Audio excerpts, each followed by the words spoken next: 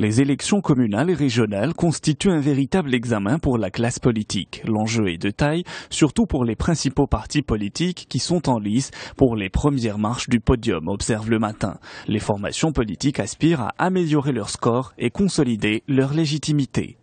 Le dernier rapport annuel de l'ANRT le confirme. Le marché des télécoms au Maroc est en pleine mutation avec des profils de consommation qui se rapprochent de ceux des pays matures, lit-on dans l'Économiste.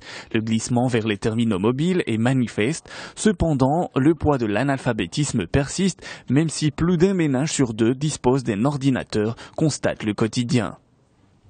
Le projet de la révision constitutionnelle est prêt, ce sont les mots du Premier ministre algérien. Abdelmalek Slal a saisi l'occasion de la rentrée parlementaire pour évoquer la question de la révision constitutionnelle, nous apprend Le Soir d'Algérie. Pour le Premier ministre, il n'est plus question d'un retour en arrière. L'Algérie poursuivra son processus de réconciliation nationale et la lutte antiterroriste par la force de la loi.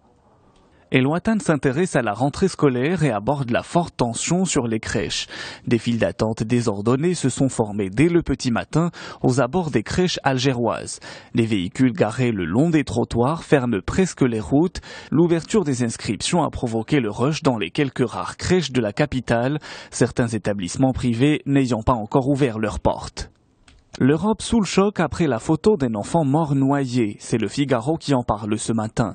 Les images du corps d'un petit garçon échoué sur une plage de Turquie ont fait le tour des réseaux sociaux et de la presse européenne ce mercredi après un naufrage qui a coûté la vie à 12 réfugiés syriens.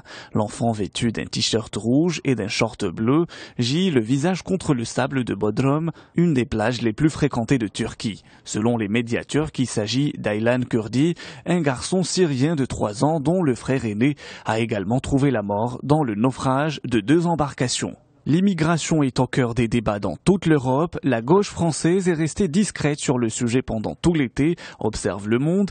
Les divisions internes et le bilan mitigé de Nicolas Sarkozy gênent la droite, constate Le Quotidien français.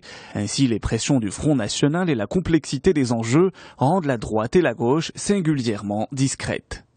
Autre sujet abordé par Le Monde, le climat. Ban Ki-moon, le secrétaire général des Nations Unies, dénonce les lenteurs des négociations en vue de la COP21. Quelques jours avant la reprise, le 31 août, à Bonn, en Allemagne, des négociations en vue de la 21e conférence mondiale sur le climat qui doit se tenir en décembre à Paris. Le secrétaire général des Nations Unies, Ban Ki-moon, confie au Monde son optimisme sur la conclusion d'un accord international permettant de contenir le réchauffement en cours en dépit des obstacles qui demeurent à surmonter.